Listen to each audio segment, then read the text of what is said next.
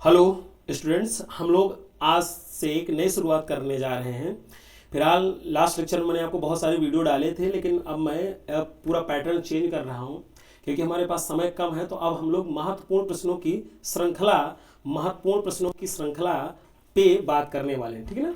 महत्वपूर्ण प्रश्नों की श्रृंखला का क्या मतलब है? महत्वपूर्ण प्रश्नों की श्रृंखला का मतलब ये है कि अभी तक यूपी बोर्ड के जितने भी प्रश्न पूछे हैं उन सभी प्रश्नों को डिस्कस करेंगे, ताकि हमारे बायो में 70 प्रश्न 70 में 70 नंबर आ सके। उसके अलावा हम लोगों को ये भी ध्यान देना है 70 में 70 नंबर आ सके, ये भी ध्यान रहे। और साथ ही साथ वन शॉट रिवीजन करने हर चैप्टर की, ताकि आसानी से हम 50 दिन में पूरे बायो को कवर कर सकें और इस 50 दिन में मेहनत करके हम उन लोगों को पीछे कर सकें जो साल भर पढ़ रहे हैं। बिल्कुल संभव है, आप थोड़ा सा मेरे साथ डेली जुड़िए, हम आसानी से इसको कंप्लीट करेंगे, ठीक है। तो आज पहला प्रश्न मैं आपके सामने डिस्कस करने जा रहा हूं। पहले प्रश्न से हम लोग शुरुआत करने जा रहे हैं। इसके बाद फिर ऐसे ही डेली हम लोग दो दो तीन तीन प्रश्न, एक दिन में 2 या 3 प्रश्न का डिस्कशन करेंगे और पूरा हम लोग इतनी सीरीज में आपको करा दूंगा कि आराम से आपके 70 में 70 नंबर आ जाएंगे, ठीक है। तो वन शॉट और डेली इन प्रश्नों की सीरीज करना है हम लोगों को इस लास्ट समय में, ठीक है। तो सबसे पहला प्रश्न आज बात करने वाले हैं। देखो, अगर बात किया जाए, सबसे पहले मैं अगर बात करूं तो देखो, आप सबसे पहला प्रश्न हमारे सामने मादा युग्मकोद्भिद या भ्रूण कोष। इस चीज को याद रखिए, बहुत इंपॉर्टेंट है। ये अक्सर बच्चे यहाँ बहुत गलत करते हैं, कई बार भ्रूण पोष आता है, तो बेटा भ्रूण पोष नहीं है, ये भ्रूण कोष है। पोष वाली चीजें मैं कल डिस्कस करूंगा। तो मादा युग्मकोद्भिद या भ्रूण कोष का नामांकित चित्र सहित वर्णन कीजिए, समझाइए। तो ये क्या है, कैसे इस पे होती बात, ये बात करने वाले, इसको समझने वाले। पहले इसका बेसिक समझते हैं, फिर उसके बाद इस चित्र को पूरा प्रश्न को सॉल्व करते हैं, ठीक है। तो देखो, आप जानते हैं पुष्प के 4 भाग होते हैं। कितने भाग होते हैं? पुष्प के 4 भाग। पुष्प के 4 भाग होते हैं। इन 4 भाग में पहला भाग होता है बाह्यदलपुंज, दूसरा होता है दलपुंज, तीसरा होता है पुंज, चौथा होता है जायांग। तो जो जायांग होता है, जायांग की इकाई स्त्री केसर होती है। ध्यान रखिएगा, जायांग की इकाई स्त्री केसर। और एक स्त्री केसर का मैं चित्र बनाऊं तो कुछ एक स्त्री केसर ऐसा होता है।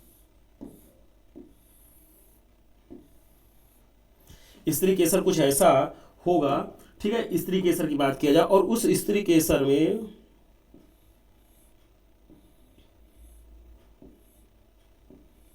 इस प्रकार की एक संरचना ऐसी जुड़ी रहती है। इस संरचना को देखो, ये स्त्री केसर है, ये पूरी संरचना स्त्री केसर, ये कहलाती है बेटा स्टिग्मा, ये कहलाता है बीच वाला पोर्शन जो इसका होता पार्ट होता है स्टाइल, और ये कहलाती है बेटा ओवरी। वर्तिकाग्र, वर्तिका और अंडाशय, वर्तिकाग्र, वर्तिका और अंडाशय। फिर इस अंडाशय के अंदर ये जो पार्ट होता है इसे बोलते हैं बेटा बीजांड।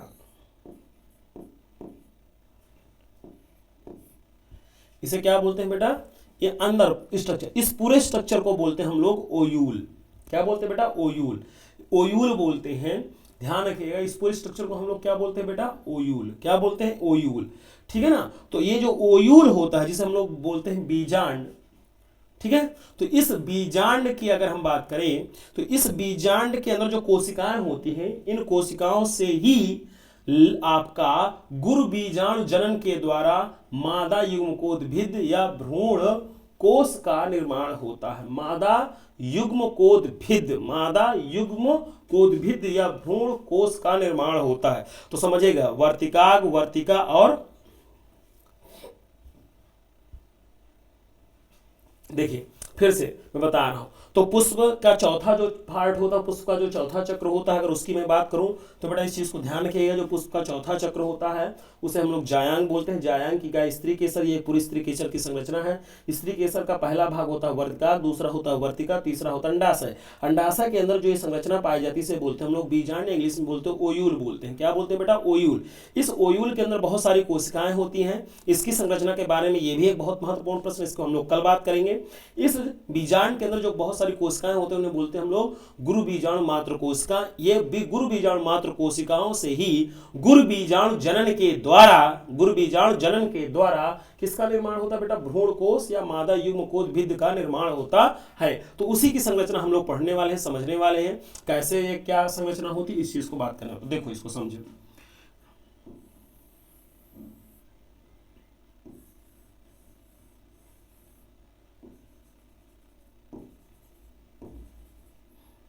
बहुत छोटा सा प्रश्न है।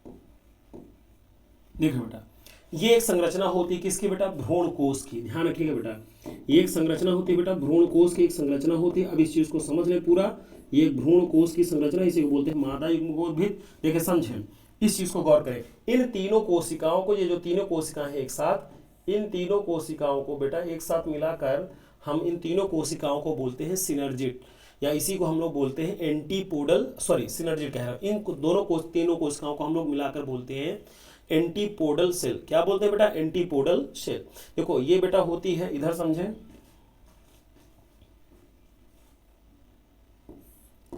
ये होती है, ये ग्रीन कलर का, मैं उसी से इसको बनाता हूं, ध्यान देंगे, ये होती बेटा अंड कोशिका। क्या होती बेटा, अंड कोशिका, इसे बोलते हैं हम लोग एग सेल। ये होती है बेटा, इसके साथ ये जो हरी वाली कोशिका है, ये वाली और ये नीचे वाली दोनों कोशिकाएं, इन्हें बोला जाता है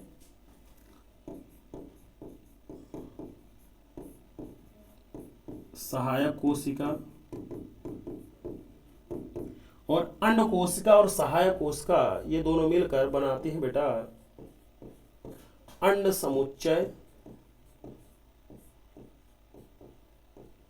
क्या बनाते हैं, अंड समुच्चय, इसे इंग्लिश में बोला जाता है एग एपैरेटस।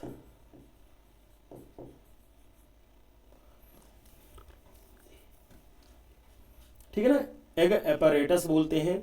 और यहां पर जो होता है, देखो ये भी अगुणित होती है, ये भी अगुणित, ये भी अगुणित, एक कोशिका 2 3 4 5 6 और ये बड़ी वाली कोशिका टोटल 7 कोशिका होती है। हर कोशिका का अपना अपना एक केंद्रक होता है, लेकिन बड़ी वाली जो कोशिका इसके 2 केंद्रक होते हैं। तो इस बड़ी वाली कोशिका को बेटा बोलते हैं केंद्रकीय कोशिका।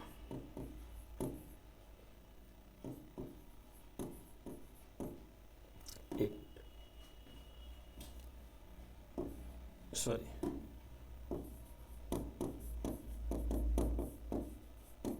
इसी को बोलते हैं हम लोग सेंट्रल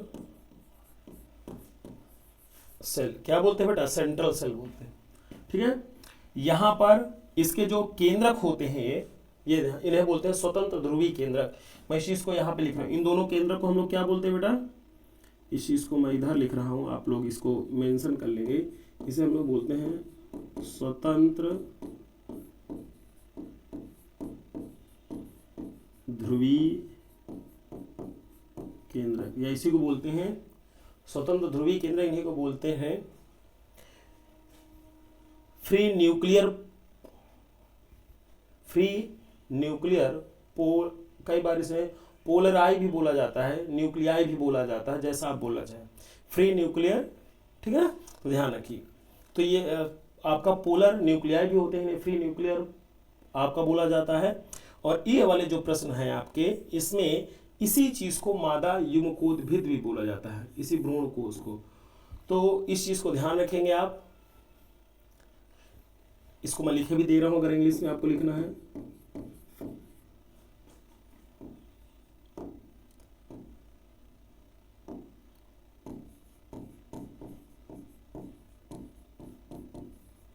फ्री पोलर न्यूक्लियाई। ठीक है, यहां तक बात समझ में आ गई है। और ये जो नीचे झालर जैसी, ये झलरी जैसी संरचना होती है, ये पिंक कलर वाली, इस पिंक कलर वाली संरचना को, ये जो पिंक कलर की आपकी संरचना है ना, इस पिंक कलर की संरचना को बोलते हैं हम लोग फिलीफॉर्म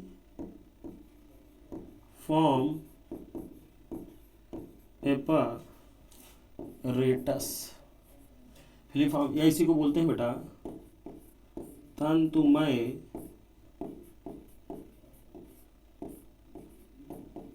समुच्चय। क्या बोलते हैं, तंतुमय समुच्चय बोलते हैं। ठीक है, कोई दिक्कत? तो आप फिर से एक बार समझें, ये पूरी एक संरचना होती है। इस पूरी संरचना को भ्रूण कोश या मादा युग्मकोद्भिद कहा जाता है। इसमें टोटल 7 कोशिकाएं होती हैं, 1 2 3 4 5 6, और ये बड़ी वाली कोशिका 7।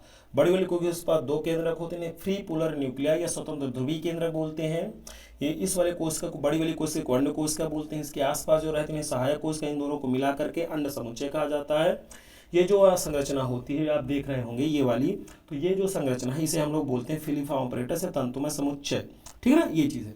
और इन सेल को तीनों को मिलाकर बोला जाता है एंटीपोडल सेल्स। क्या कहा जाता है बेटा? एंटीपोडल सेल्स कहा जाता है, ठीक है ना, इनको एंटीपोडल सेल्स बोला जाता है, ठीक है। तो ये पूरी एक संरचना हो गई। इस पूरी संरचना को ही हम लोग मादा युग्मकोद्भिद या भ्रूण कोश का नामांकित चित्र सहित जो समझाएं आपके लिए आएगा, तो आप यही बनाए। तो आप सिंपल लिखेंगे। अब देखो क्या लिखना है आपको, मादा युग्मकोद्भिद या भ्रूण कोश का निर्माण गुरु बीजाणु जनन के द्वारा होता है। गुरु बीजाणु जनन में गुरु बीजाणु मातृ कोशिकाएं भाग लेती हैं, जिसके कारण अर्धसूत्री विभाजन होता है। इसके कारण एक गुरु बीजाणु का निर्माण होता है और यह परिपक्व होने के बाद मादा युग्मकोद्भिद या भ्रूण कोश में बदल जाता है। प्रत्येक भ्रूण कोश या मादा युग्मकोद्भिद में टोटल 7 कोशिकाएं और 8 केंद्रक होते हैं। नीचे वाली जो कोशिकाएं होती हैं 3, उनमें से बड़ी वाली कोशिका क्वंड कोशिका, उसके दोनों तरफ एक एक सहायक कोशिका होती है। इन दोनों को मिलाकर के अंड समुच्चय कहा जाता है।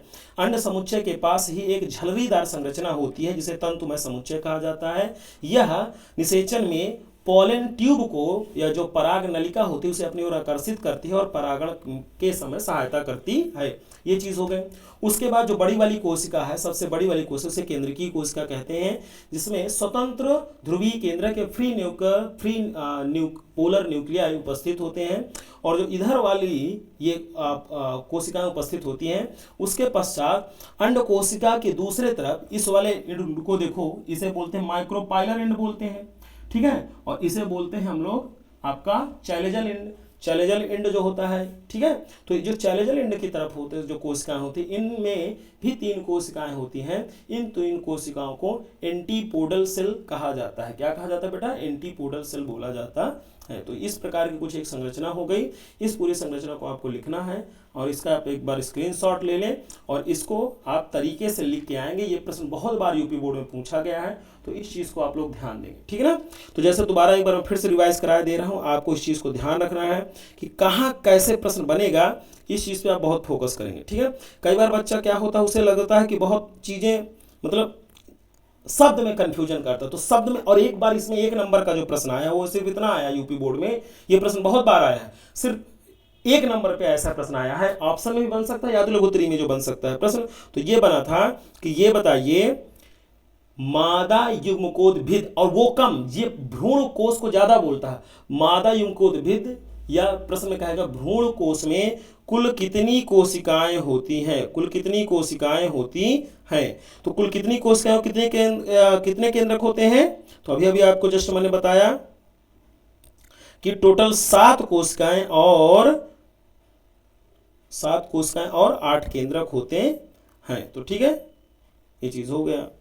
तो आप आंसर जैसा प्रश्न पूछे उस हिसाब से आप आंसर देंगे, इस चीज को ध्यान रखेंगे। तो जैसा प्रश्न पूछे उस हिसाब से आप लोग आंसर दे दीजिएगा, ठीक है ना।